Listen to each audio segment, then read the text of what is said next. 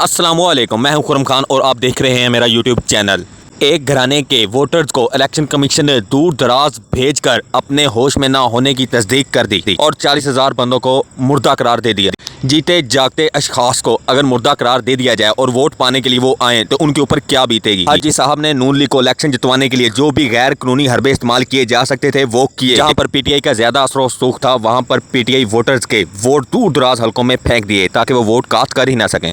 नई हल्के बंदियां ऐसे की गई कि सत्या ही नाश हो गया। हाजी साहब का दिमाग फिर गया है, मगर कानून की खिलाफ वर्जी करने वालों के लिए कोई कानून नहीं है। पंजाब के जिमनी इंतखाब में इंतखाबी हल्कों में लोग वोट डालने के लिए जाते, प्रिजाइडिंग अफसर कहता था आप तो मर चुके हैं, आप कैसे वोट डालने आ गए, हमें तो आपसे डर लग रहा है। यानी इससे ज्यादा मुजाहिका खेज सूरत हाल और क्या होगी। जिंदा शख्स को ये कह दिया जाए कि तुम कागजों मर चुके हो इसलिए तुम्हें वोट डालने का हक नहीं है। दुनिया की कौन सी जमहूरियत में ऐसा होता है? ऐसी बेज़ाब्तियों पर कोई शोकाज नोटिस क्यों नहीं जारी होता? 40,000 आम पाकिस्तानियों को मुर्दा करार देकर वोट से महरूम कर देना। किसी घर में अगर कोई साईं पैदा हो जाए तो उसकी हर गलती माफ कर दी जाती है। इसी तरह ये अदारों के साईं हैं, हाल से बेहाल हैं, जहनी नापुख्तगी का शिकार हैं, दिमाग से फारिग और हाल मुस्तकबिल से बेफिक्र और बेखबर। सुप्रीम कोर्ट ने इलेक्शन कमीशन को हुक्म दिया था कि तीनों पार्टीज के फॉरेन फंडिंग केस एक साथ सुने जाएं, लेकिन ऐसा बिल्कुल भी नहीं हुआ। किसी न्यूट्रल के कहने के ऊपर बेजाते खुद इलेक्शन कमीशन के चीफ ने इमरान खान की वजह से, बुग़्ज़ इमरान खान की वजह से सिर्फ पीटीआई का ही फैसला सुनाया। आखिर ऐसा क्यों?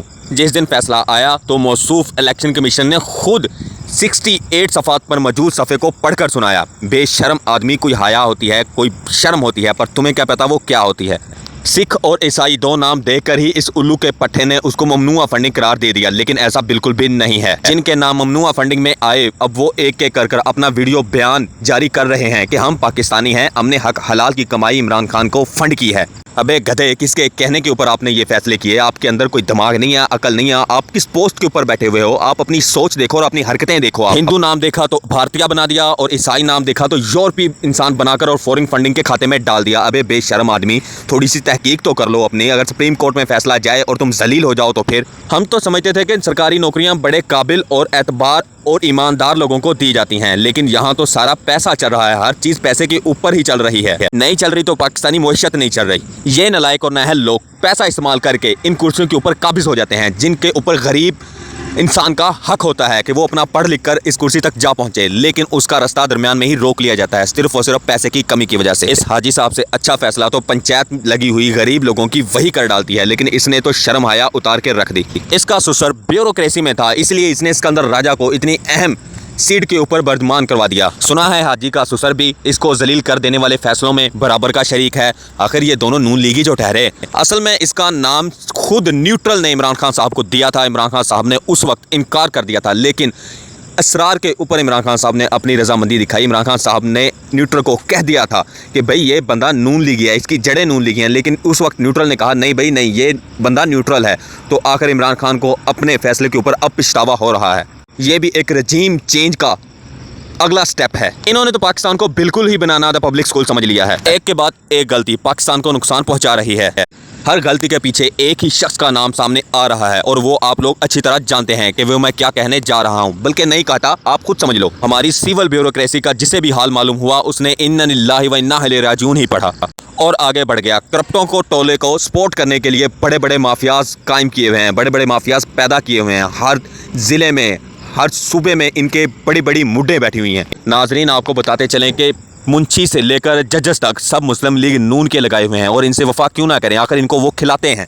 ये जंग बहुत ही मुश्किल है इमरान खान साहब के लिए, ये बहुत ही ज़्यादा सनसनीखेज मुकाबला है। ये इलेक्शन कमीशन राजा सिकंदर साहब, ये भी उन्हीं एक टाउट में से एक है जो मुस्लिम लीग नून के लिए काम करता है और न्यूट्रल्स के लिए। खान साहब जब जाने लगे तो पूछा कोई रह तो नहीं गया जो मेरे मुखालिफ ना हो? तो अब हम आपको बताते हैं खान साहब, ये बंदा रह गया था जो आपके मुखालिफ उस वक्त नहीं था, लेकिन उस वक्त भी इसने चवलियां मारी हुई थी। लेकिन ये इतना शरेआम खेलेगा ये बात किसी को भी मालूम नहीं थी। माफियाज ने पाकिस्तानी सरकारी अदारों को, जिनके ऊपर हमें फख्र करना चाहिए, उनको कंजर खाना बनाया हुआ है, अपनी रखेल बनाकर रखा हुआ है। जिस तरह चाहते हैं उस तरह इस्तेमाल कर लेते हैं। इसकी शक्ल 70% नवाज शरीफ से मिलती हो, वो बंदा ईमानदार भला कैसे हो सकता है? इमरान खान साहब ने अपनी आवाम को साफ साफ बता दिया है और न्यूट्रल्स को भी कि हम इसके होते हुए इलेक्शन की तरफ नहीं जाएंगे, इसको मुस्ताफी होना पड़ेगा। नाज़रीन, इमरान खान उस शख्स का नाम है जिसकी पार्टी दुनिया में टॉप 6 नंबर पर आई है, सबसे ज्यादा वोट लेने वाली। 90 की दहाई में इस हाजी साहब के ससुर मेहदी साहब नवाज शरीफ के पर्सनल सेक्रेटरी रहे हैं, तो ये होता क्यों ना आखिर इनको मिलता। कसूर इमरान खान साहब का नहीं है, क्योंकि उस वक्त न्यूट्रल ने इमरान खान को फोर्स किया कि ये बंदा ठीक है, तो वो उनके लिए ठीक निकला, लेकिन हमारे लिए गलत निकला। सिविल ब्यूरोक्रेट में हाजी साहब का सारा खानदान खास एक हैसियत रखता है, असर सूख है इनका एक। ये इमरान खान के मुखालिफ ही होंगे, जाहिर बात है, इनको नून लीग ने प्रमोट किया था। ये 90 की दिहाई में बोया गया नवाज शरीफ का बीज, अब नवाज शरीफ उसका फल खा रहा है और इमरान खान देखता रहता जा रहा है गरीब। इमरान खान दरअसल एक हीरो है, उसको सियासत का मालूम नहीं है, सियासत के बारे में वो कुछ नहीं जानता। वो एक हीरो टाइप दिमाग रखने वाला इंसान है, उसको लड़ने के लिए सीधा घसूनमुखी चाहिए उसे, लेकिन बर्दाश्त पैदा करनी पड़ेगी, हमें सियासत दिखानी पड़ेगी, पैसे का इस्तेमाल कम से कम हो, वो सियासत हमें लानी पड़ेगी। हमें इकबाल का शाहीन बनना पड़ेगा, हमने इनका मुकाबला करना है। इमरान खान ने 26 साल हमें सिर्फ यही बातें समझाने में लगा दी कि ये सारे एक हैं, ये एक ही हाथ की उंगलियां हैं, इन्होंने सबने मिलकर खाना है, मिलकर लूटना है, ये सारे के सारा टोला एक ही बंदे का। ये न्यूट्रल को खुद इस्तेमाल करते हैं, न्यूट्रल इनको इस्तेमाल करता है, ये मिल बैठकर खाते हैं और अवाम को बेवकूफ़ बनाते हैं। इमरान खान ने डायरी उठाकर सबको एक्सपोज कर दिया, जितने भी थे पाकिस्तान में बड़े बड़े नाम, सबको एक्सपोज कर दिया। अब अल्हम्दुलिल्लाह अवाम इमरान खान साहब के शाना बेशाना खड़ी है और इमरान खान आस्ता आस्ता इनकी जड़ें काट रहा है, इनके पोल खोल रहा है जो सदियों से दफन थे। एक मौसूफ फरमाते हैं कि न्यूट्रल उस इंसान को मजबूत करता है जो ज्यादा से ज्यादा करप्शन करता हो। आगे आप समझदार खुद हैं। फॉरेन फंडिंग केस में इमरान खान के खिलाफ इलेक्शन कमीशन को कुछ भी नहीं मिला, तो अपने पास से अजाफी एक रेफरेंस दायर करवा दिया कि इमरान खान साहब ने बयान हल्फी में गलत बयानी किया। अरे भाई, कहाँ चलते हो, कहाँ उठते हो, कहाँ सोचते हो, क्या खाते हो, क्या पीते हो, कोई होश के नाखून लो। बयान हल्फी उसको कहते हैं जो एक अपने अल्फाज जुबान से अदा किए हुए हो और कुरान के ऊपर हलफ दिया हो कि हाँ मैं ये काम करने लगा हूँ, मैं इसका जिम्मेदार हूँ। जैसे एक MNA या MPA हलफ उठाता है, उस तरह हलफ तो इस बंदे ने भी उठाया था, लेकिन इसने शायद दिमाग के अंदर खुदा को हाजिर नाजिर किया ही नहीं। इसने हलफ कुछ यूँ उठाया था, मैं गवाही देता हूं कि मुस्लिम लीग नून के लिए काम करूंगा और उसी से पैसा इकट्ठा करूंगा और उन्हीं को प्रमोट करूंगा। मैं अपने हर फैसले में मुस्लिम लीग नून को एक वाज़ेह बढ़तरी दिलाकर अवाम को बेवकूफ़ बनाऊंगा।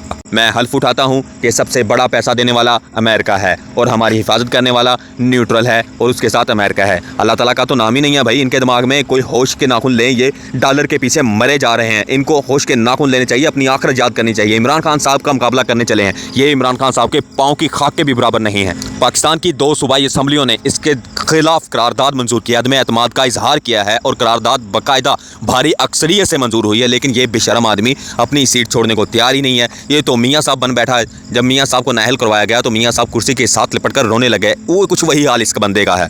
रेफरेंस इसके खिलाफ दायर कर दिया गया है, PTI ने रेफरेंस दायर कर दिया है। इंशाल्लाह आने वाला वक्त फिर इमरान खान साहब का होगा, फतह इमरान खान साहब के हक में होगी, क्योंकि अल्लाह तबारक व तआला फरमाता है कि जुल्म का निज़ाम नहीं चल सकता।